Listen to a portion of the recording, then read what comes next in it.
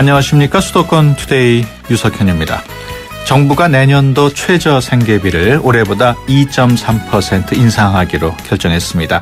이에 따라 내년부터 적용될 최저 생계비는 4인 가구의 경우에 166만 8천 원 정도가 됩니다. 잠시 후 투데이 이슈 점검에서는 정부가 발표한 최저 생계비가 과연 현실을 제대로 반영한 수치인지 또 문제점은 없는지 짚어보겠습니다. 2부에는 수도권 행정 탐방 시간 마련되어 있습니다. 경기도 북부 지역에서는 지역민들에 대한 보건의료 서비스를 개선하기 위해 많은 대책을 마련하고 있는데요. 자세한 내용 알아보겠습니다. 매주 월요일 청취자 여러분의 고민을 해결해드리는 생활법률 상담 시간도 준비되어 있습니다. 복잡한 법률 문제 있으신 분들은 서울전화 02-771국에 0945번으로 전화 주시거나 짧은 문자 50원, 긴 문자 100원의 이용료가 있는 샵 0945로 문자 주시면 됩니다. 법무법인 한별의 조상원 변호사가 상담해 드립니다. 9월 1일 월요일 수도권 투데이 시작합니다.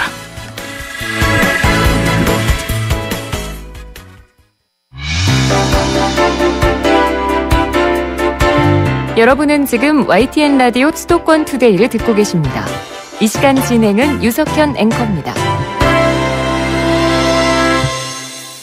네, 투데이 이슈 점검 시간입니다. 정부가 내년도 최저 생계비를 올해보다 2.3% 인상키로 결정했습니다. 내년 1월 1일부터 적용될 예정인데요.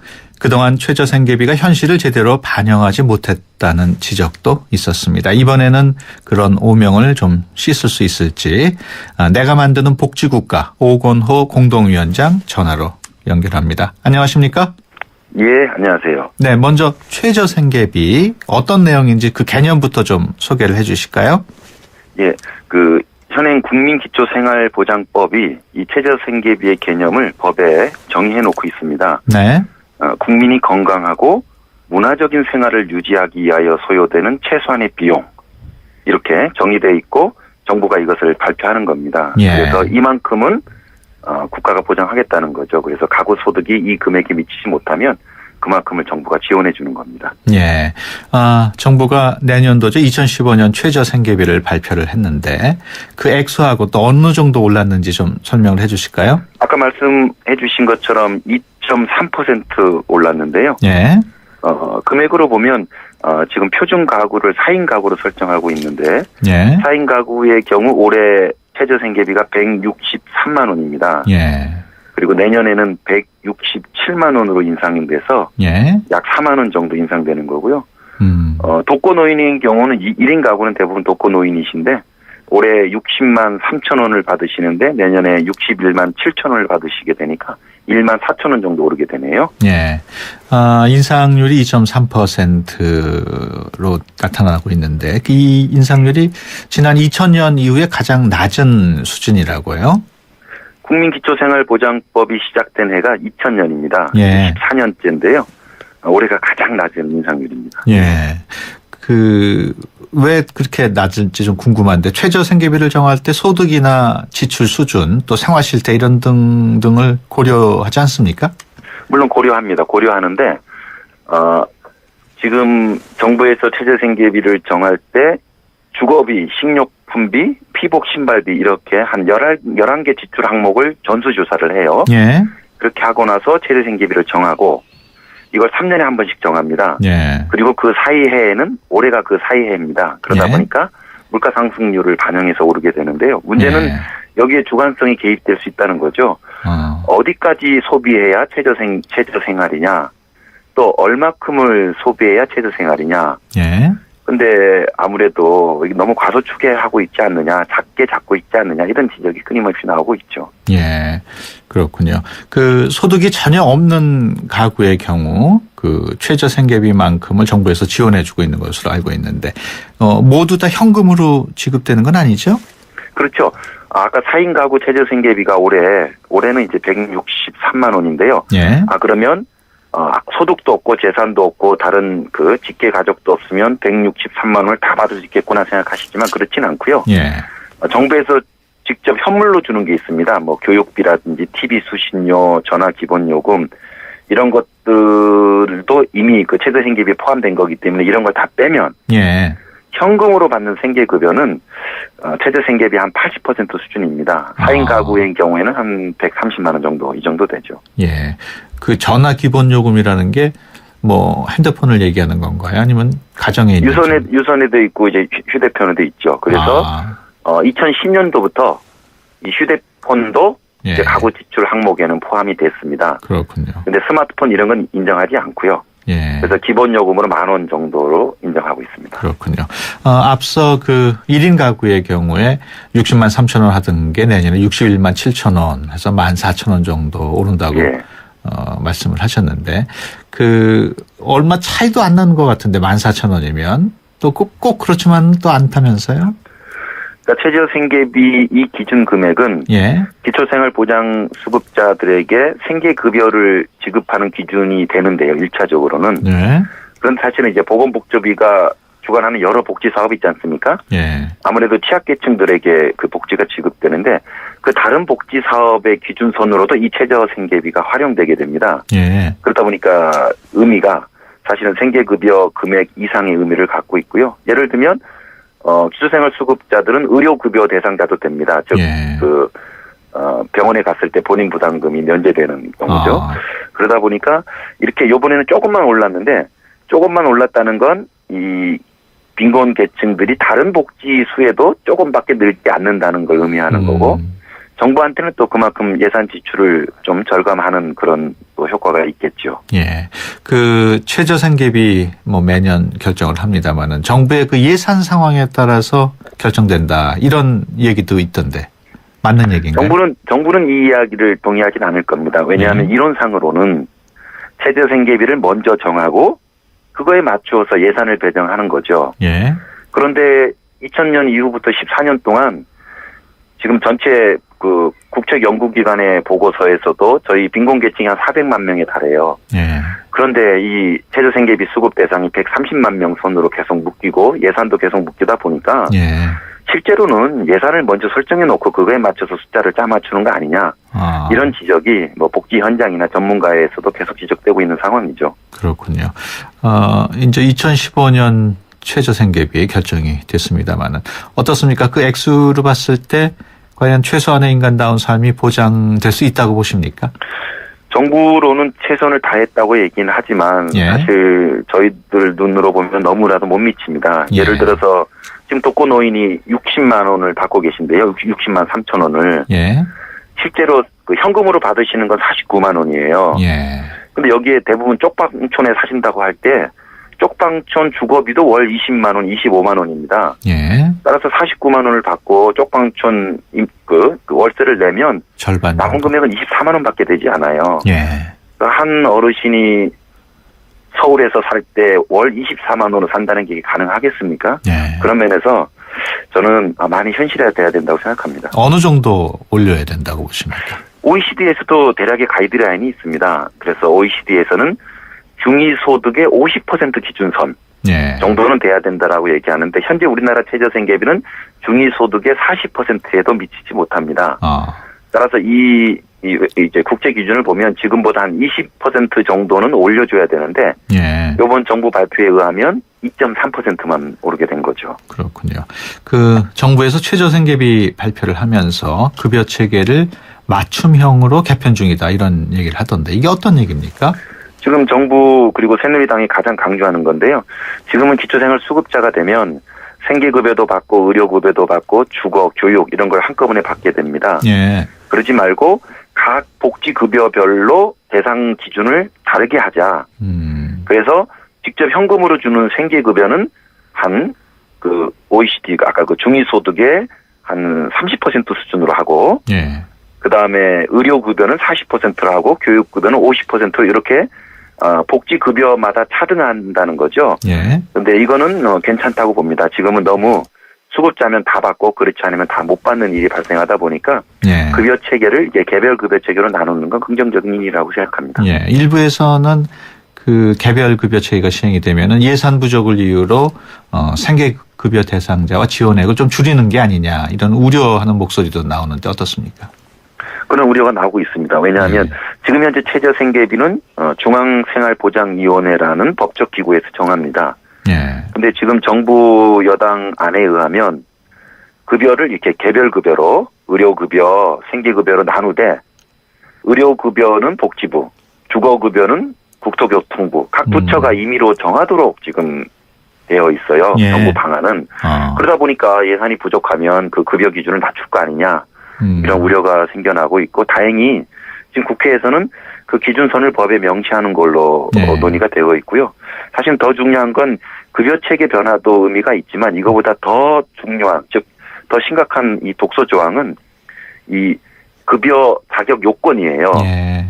예를 들면 일을 하지 않음에도 불구하고 소득이 있다고 강조하고 예. 아들이나 며느리가 어디서 일을 하고 있으면 몇십만 원을 부양받는 것으로 간주하는 거죠. 예. 이 수급 자격 요건을 완화해야 되는데 지금 정부 여당 안에서는 이게 빠져 있습니다. 그래서 예. 이 논의까지도 같이 포괄해서 국회 논의가 이루어지기를 바라고 있습니다. 예, 알겠습니다. 지금까지 내가 만드는 복지국가 오건호 공동위원장이었습니다. 오늘 말씀 고맙습니다.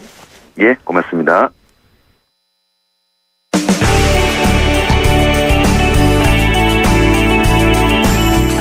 발빠른 리포터의 현장 스케치, 생생 리포터 현장.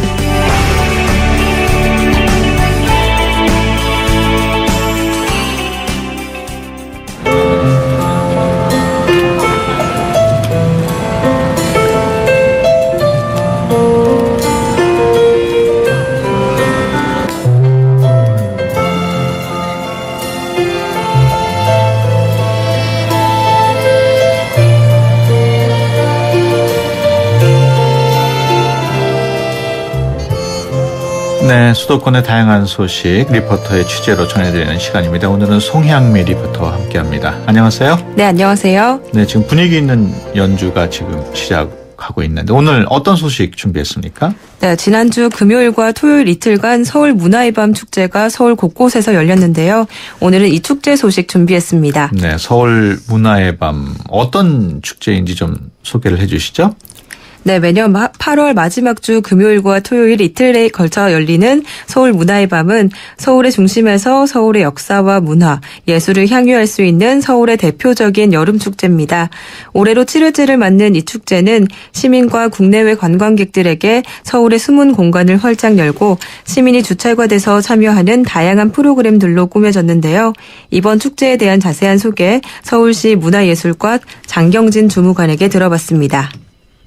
서울 문화의 밤은 비교적 축제가 많이 개최되지 않은 여름에 개최되는데요. 서울 문화의 밤의 경우에는 8월 말 마지막 주 금요일 토요일 이렇게 서울의 대표적인 여름 축제라고 할 수 있습니다. 올해가 7회째이고 서울의 다양한 이색 공간을 찾아가는 오픈하우스 서울, 그리고 음악 공연이 있는 서울 뮤직 페스티벌, 그리고 서울광장 캠핑이나 인문학 강사를 초청하여 진행하는 데이트 등 문화상상 플러스 이렇게 3가지 프로그램이 있는 행사입니다. 서울에는 아주 많은 다양한 역사적, 문화적 자원이 있는데요. 서울에 살면서도 모르고 지나칠 수가 있는데 저희는 그러한 공간들을 발굴하고 또 그것들이 가지고 있는 가치를 다시 재조합해서 우리가 조금 더 서울을 잘 알고 또 사랑할 수 있게끔 하는 그런 프로그램을 소개하고자 이렇게 기획이 됐습니다. 또한 시민 여러분께 다양한 문화 체험의 기회를 제공하는 것도 큰 목적이기도 합니다. 네, 이번 축제에 어떤 프로그램들이 마련됐는지 궁금하네요. 네, 올해는 문화가 흐르는 야경을 주제로 60여 개의 시민 참여 프로그램으로 진행됐는데요. 올해는 특히 행사 이름에 걸맞게 늦은 밤까지 펼쳐지는 야간 프로그램과 외국 대사관이나 시장 집무실 등 시민들이 평소 방문하기 어려웠던 곳을 공개하는 시설 개발 프로그램이 전년에 비해 2배 이상 확대됐다고 합니다. 네. 그리고 사전에 신청을 받아 진행된 서울광장 캠핑과 문화예술 분야의 인문학 강연도 진행이 됐는데요. 이번 축제의 전반적인 프로그램에 대한 소개도 들어보시죠.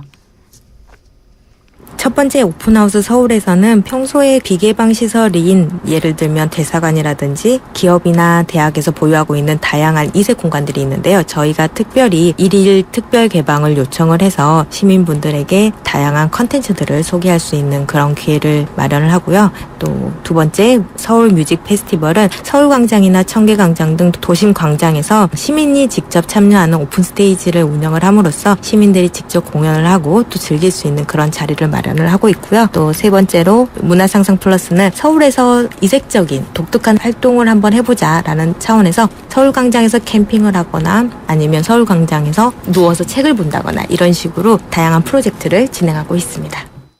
네, 정말 다채로운 행사들이 마련이 됐군요.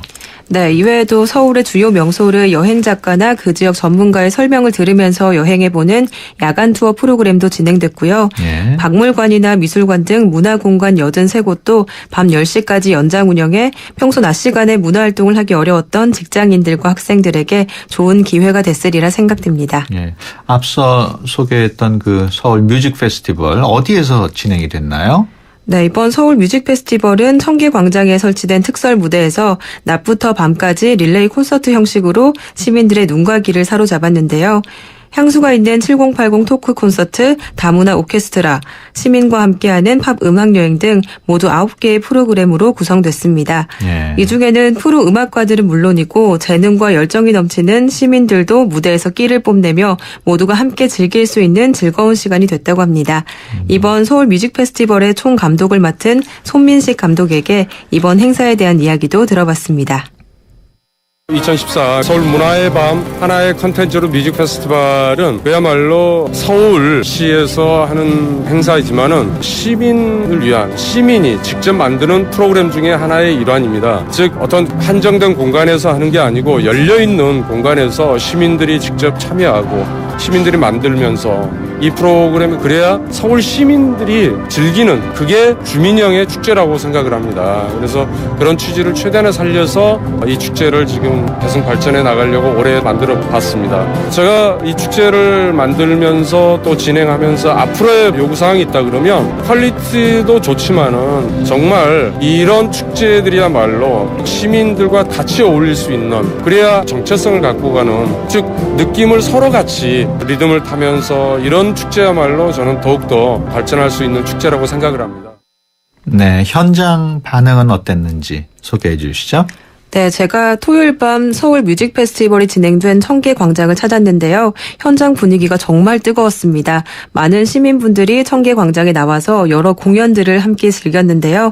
현장 분위기가 어땠는지도 직접 확인해 보시죠.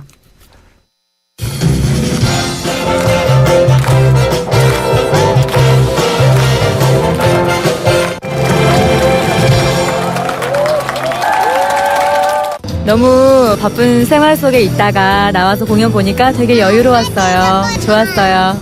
우리 아이들도 너무 오랜만에 이제 이렇게 이런 공연 보고 좀 아이들한테 새로운 경험이었던 것 같아요. 좋았어요. 원래 이 공연이 있다는 걸 사실 미리 알지 못했는데 얼마 전 우연한 기회로 알아가지고 시간을 맞춰서 왔는데요. 생각했던 것보다 훨씬 더 다채롭고 그 공연의 격도 되게 높고 품질도 되게 높아서 대단히 만족하면서 잘 보고 갑니다.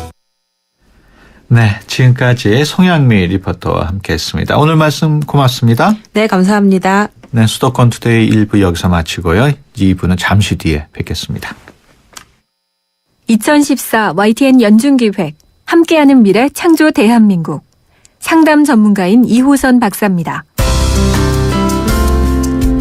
우리가 거울 앞에 서서 고개를 들어 보면 거기 자기가 있습니다. 상담을 하다 보니까 아주 여러 사람들을 통해서 공통적인 이야기들 또 그 결과들이 이렇게 추출이 되더라고요. 나를 위해서 뭔가를 해본 현대인들이 거의 없어요. 이 자기 자신 속에서 생존을 발견할 수 있는 제일 첫 번째 방식은 뭐냐? 거울 앞에 서는 겁니다. 내 속에서 답을 찾는 것, 그리고 나를 위로하는 것. 이런 자기 효능감, 내가 잘 해낼 수 있다는 신념을 갖게 된다면 그 순간 더불어 사는 세상, 21세기 우리 대한민국 사람들이 함께 살아가는 세상이 아닐까 싶습니다. 2014 YTN 연중기획 함께하는 미래 창조 대한민국 YTN 라디오가 함께합니다.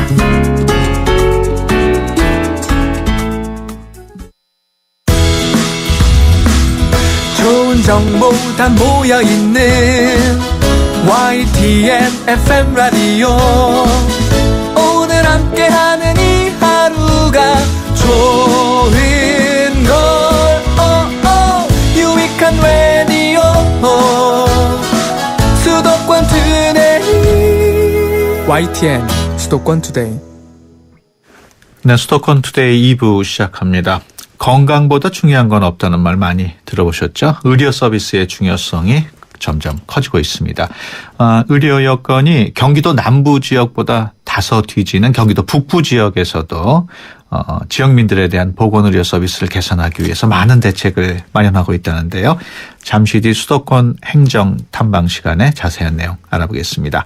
생활법률 상담도 마련되어 있습니다. 생활 속에서 발생한 일들에 대한 법적인 관계 어떻게 정리해야 할지 궁금하신 분들 02-771국에 0945로 전화 주시거나 샵 0945로 문자 주시면 됩니다. 짧은 문자 50원, 긴 문자 100원의 이용료 있고요. YTN 라디오 애플리케이션 예스로도 참여하실 수 있습니다. 수도권 투데이 2부는 수도권 뉴스 브리핑으로 시작합니다. 이윤지 아나운서 전해주세요. 네, 수도권 뉴스 브리핑입니다. 정부가 부동산 경기 활성화를 위해 재건축 관련 규제를 대폭 풀었습니다. 이에 따라 지금까지는 준공 시점에서 최장 40년이 지나야 재건축이 허용됐지만 앞으로는 20년 이상, 아무리 길어도 30년이 넘으면 재건축이 가능해집니다. 또 안전에 문제가 없더라도 생활에 불편이 크다면 재건축이 가능하도록 재건축 인가 기준도 바꿨습니다. 박원순 서울시장은 중앙정부의 복지정책을 지자체가 시행하는 과정에서 많은 어려움이 있다고 말했습니다. 박원순 시장은 오늘 서울 프레스센터에서 최경환 경제부총리와의 조찬회동에서 이같이 밝혔습니다. 인천국제공항공사는 승객이 수화물을 직접 맡기는 서비스 도입을 추진 중이라고 밝혔습니다. 서비스가 도입되면 승객들은 인터넷이나 모바일로 사전 출국 수속을 마친 뒤 자동화 기기를 이용해 직접 수화물을 붙일 수 있어 창구에서 기다릴 필요가 없게 됩니다. 경기 지역 초중고등학교의 88.9%가 오늘부터 시행하는 9시 등교에 참여합니다. 경기도 교육청은 도내 2,250개 학교 가운데 2,001개 학교가 오늘부터 9시 등교를 시작할 계획인 것으로 집계됐다고 밝혔습니다. 이름과 주민등록번호, 휴대전화 번호 등 개인정보가 담긴 서류 수천 장이 서울 반포동 일대에 유출돼 관계당국이 조사에 나섰습니다. 오늘 새벽 서울 반포동 고속터미널 인근 사거리에 수출 관련 은행 서류로 보이는 종이들이 인도와 도로 수백 미터에 걸쳐 나뒹구는 소동이 벌어졌습니다. 지금까지 수도권 뉴스 브리핑이었습니다.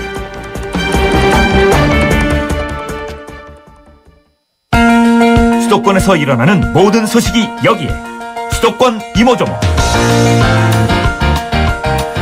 네, 수도권 행정 탐방 시간입니다. 경기도를 크게 남부와 북부 지역으로 나눌 경우에 경기 북부 지역의 면적은 서울의 한 7배에 달한다고 합니다. 하지만 각종 규제에 발이 묶여서 지역 발전은 몇 년간 제자리 걸음을 하고 있다고 하는데요. 특히 보건의료 서비스의 경우에 이런저런 어려움이 많다고 합니다.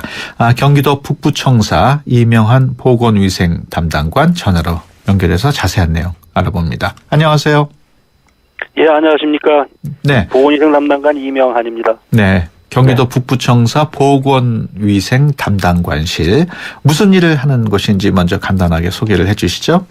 네. 저희 보건위생 담당관실에서는 경기 북부 지역 내의 그 지역 주민의 그 건강 증진을 위해서 공공보건의료 서비스를 제공하고 안전한 먹거리 환경을 조성하는 것을 물론 각종 전염병 예방 등 보건의료 안전망 확보에 노력하고 있는 부서입니다. 예.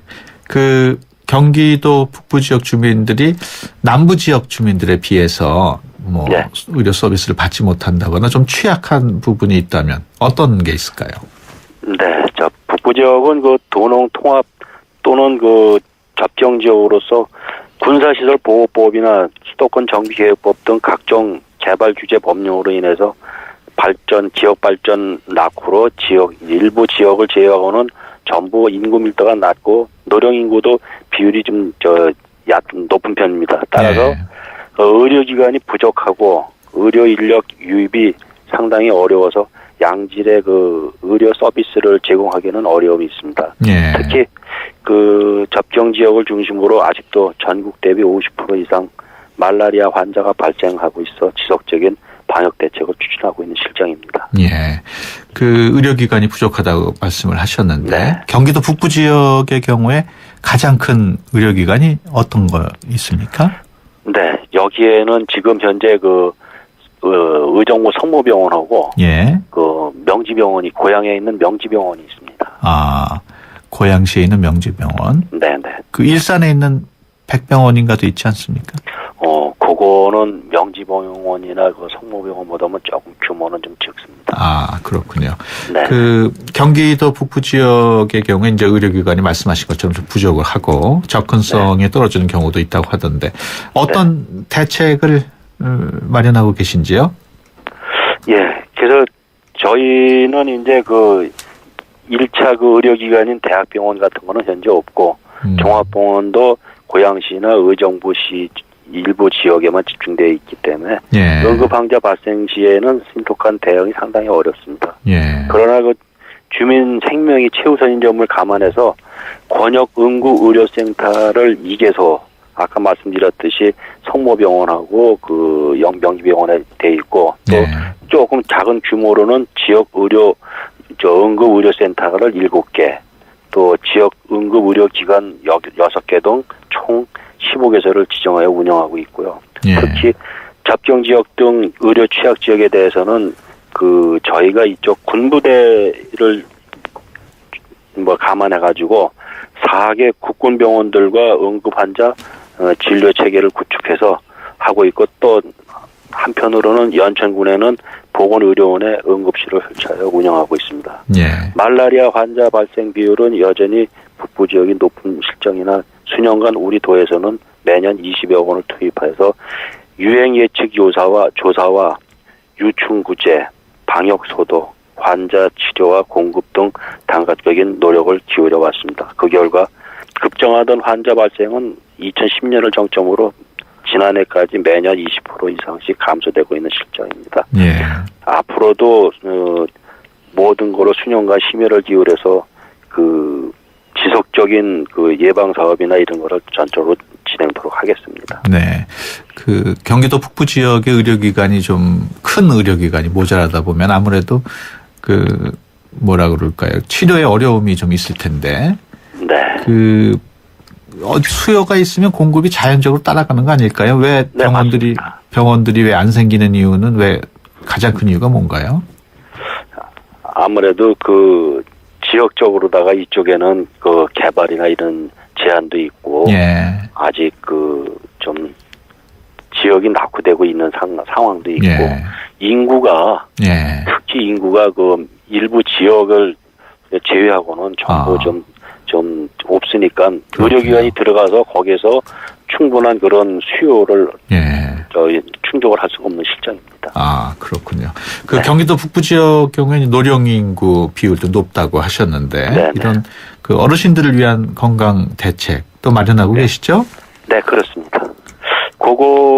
그 의료 취약 지역에 대해서는요. 저희가 그 어르신과 거동이 불편한 주민들에게는 우선적으로 보건소 및 그 여기 45개 그 보건지소와 그 보건진료소가 지금 돼 있습니다. 예. 그래서 거기서 방문 보건을 실시하고 있고 또한 이제 치매 등 노인성 질환 그 전문 의료기관이 경기도 노인 전문 병원으로다가 동두천과 남양주 2개소에 설립돼 있었습니다. 그래서 여기서는 총 430병상으로 치료 및 요양을 하고 있고 매년 65세 이상 저소득층 노인들에게는 노인 의치 무료 틀니 사업을 전개하는 등 계층별 집단적 취약계층에 대해서는 다양한 보건사업을 추진하고 있는 실정입니다. 예.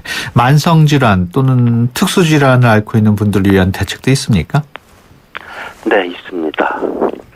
그거 이제 제일 만성질환으로 많이 발생하고 있는 게 고혈압이나 당뇨 환자들이 주를 이루고 있습니다. 요 사업에 대해서는 지금 그 뇌졸중이나 치매를 예방하기 위해서 남양주에서는 고혈압 당뇨병 등록 관리센터를 운영하고 있고 기타 다른 보건소에서도 고혈압 당뇨병 상설 교육장을 운영하여 환자 교육, 영양, 운동 등에 대한 교육을 강화하고 있습니다. 또한 환경 및 알레르기 질환으로 알려진 아토피 천식에 대해서는 올바른 관리를 위하여 경기도 아토피 천식 교육 정보센터와 아토피 천식 안심학교 등을 운영하고 있는 사례가 있습니다. 예.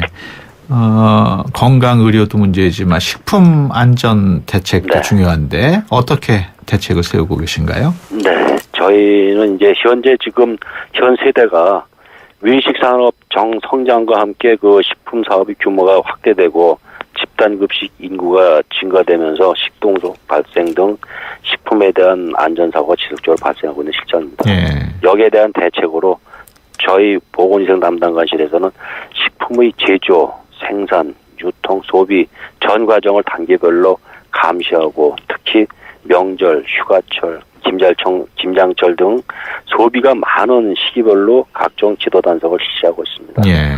또한 하절기에는 그 식중독 발생 예방을 위한 비상근무 체제를 유지하고 집단 급식소에 대해서는 맞춤형 식중독 예방 컨설팅도 하고 조리 종사자, 그다음에 조리 기구 등에 대한 아파트 APT 즉 그 세균 오염도 측정 서비스도 실시하고 있는 입장입니다. 이제 며칠 후면 추석인데. 네, 그렇습니다. 추석에 많이 소비되고 있는 식품에 대한 안전관리 대책도 소개를 해주시죠.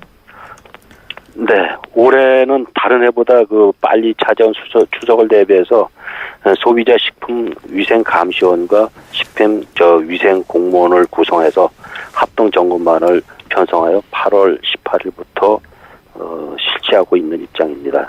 단속을.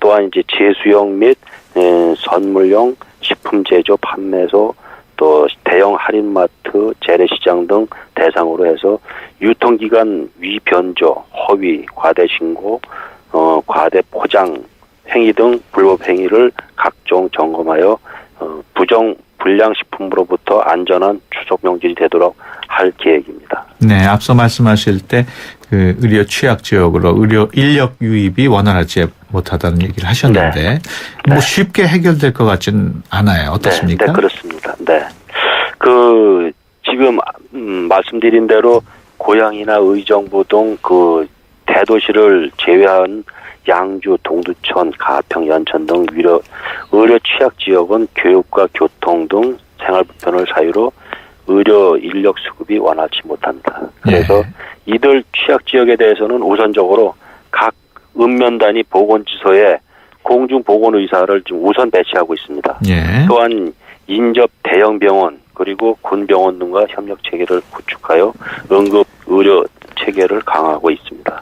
특히 응급 의료기관은 전문 인력 인건비 및 당직수당 등 운영비를 지원하고 인력 확보에도 최선의 노력을 기하고 있는 입장입니다. 예, 알겠습니다. 지금까지 경기도 북부청사 이명환 보건위생 담당관이었습니다. 오늘 말씀 고맙습니다. 네, 고맙습니다. 외국인을 만나면 말문이 막히신다고요? 수도권 투데이가 여러분을 친절한 한국인으로 만들어드립니다. 켈리와 함께하는 친절한 Korean. 안녕하세요. 켈리 캠입니다. What's the score? What's the score? 점수가 어떻게 돼요? What's the score? Score. S-C-O-R-E는 points, goals와 비슷한 말입니다. 명사와 동사입니다.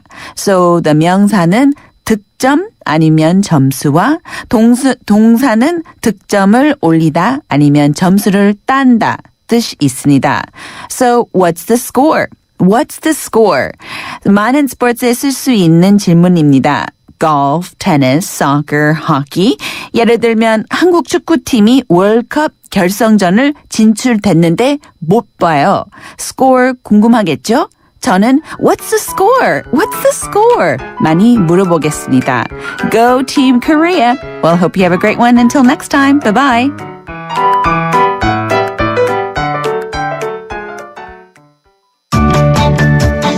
수도권 투데이.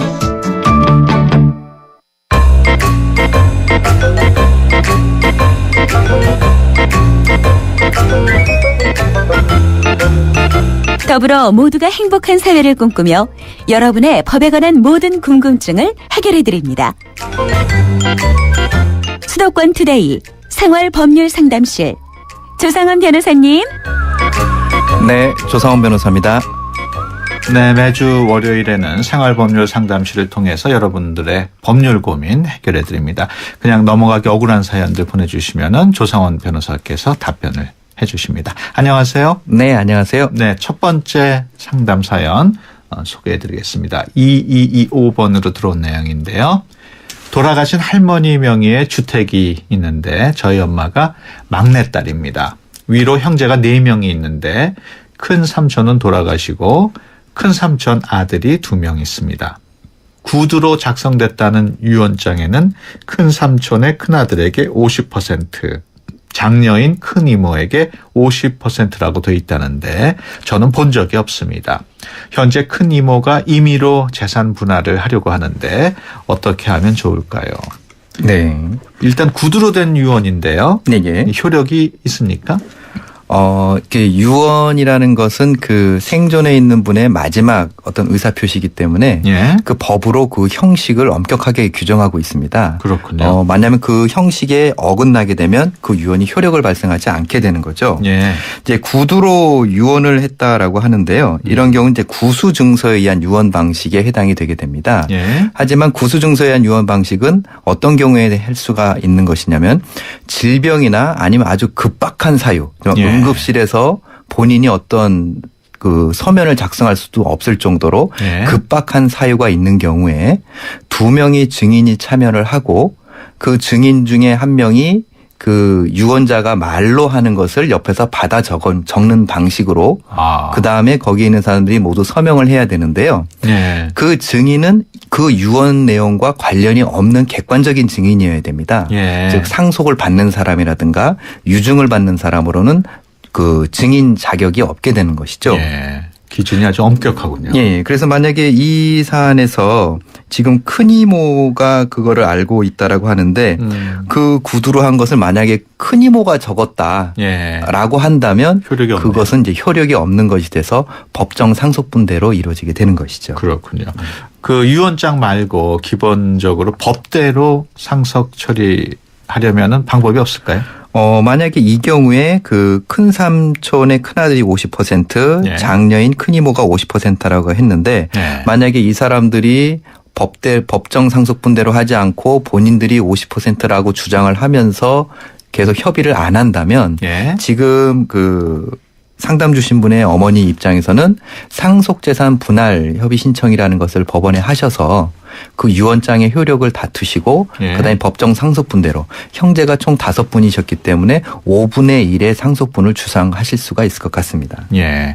그 재산에 근저당권 설정이 돼 있고 또 대출도 있는 걸로 지금 알고 있는데 이것은 재산 상속하는 그 퍼센트만큼 나눠지는 게 맞습니까? 네, 맞습니다. 이러한 그 법정 상속분이라는 것은 비율을 말하는데요. 그 비율은 이제 적극재산, 한마디로 이러한 그 뭐 부동산이나 이런 적극재산뿐만 아니라 소극재산, 이런 대출이나 빚도 포함이 됩니다.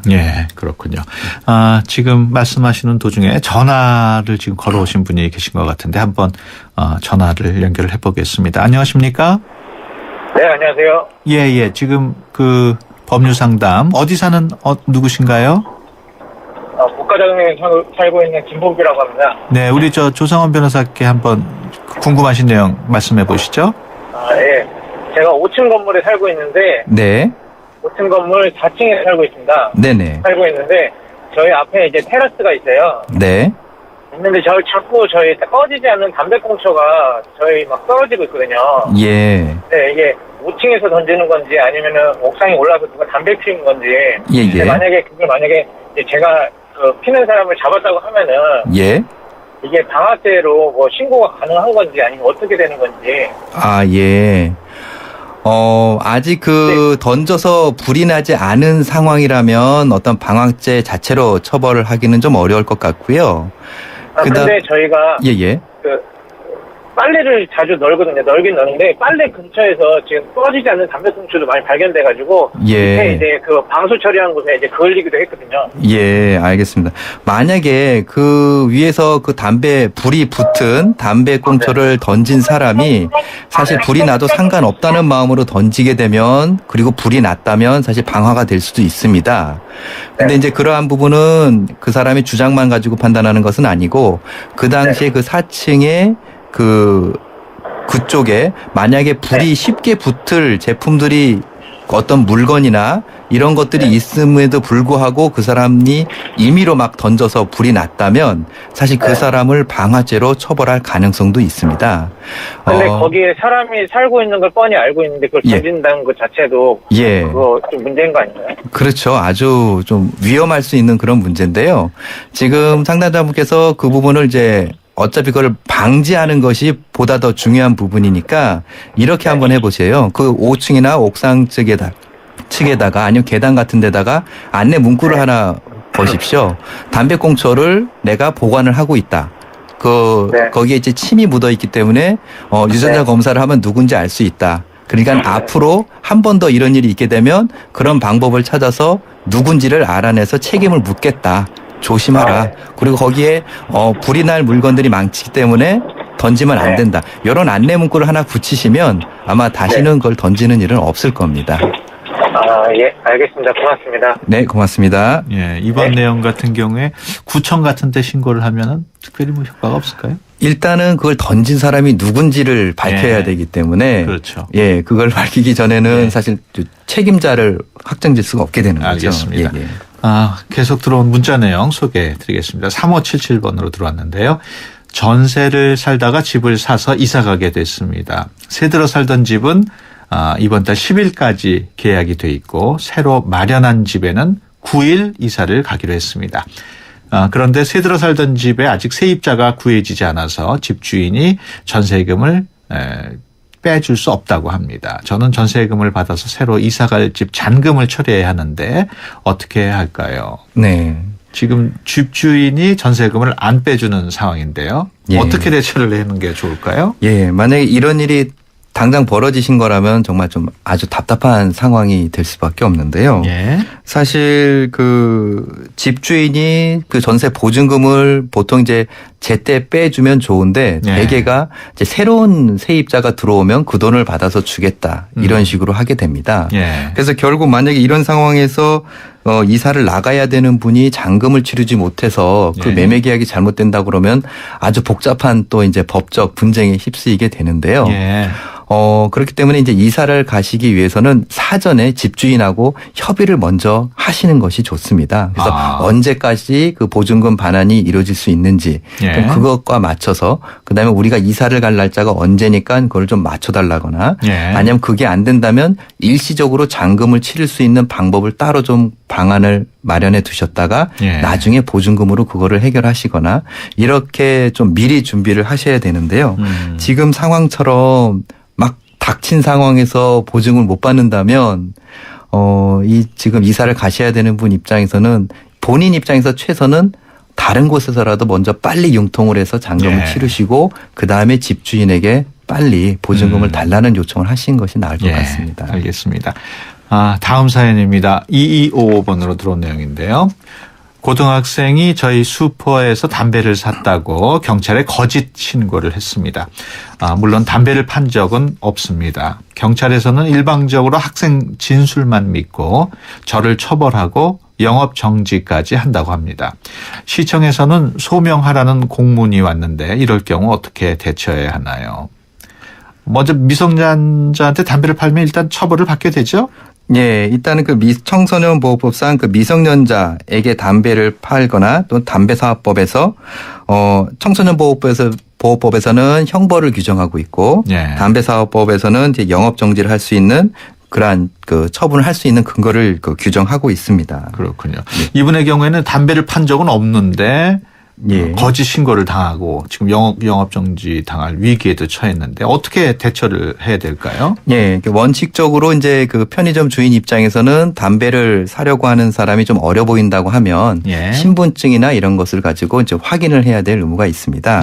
그런데 이제 가끔 담배를 이제 그런 것을 이유로 안 팔게 되면 그 사지 못한 학생이 이런 식으로 허위 신고를 하는 경우가 있는데요.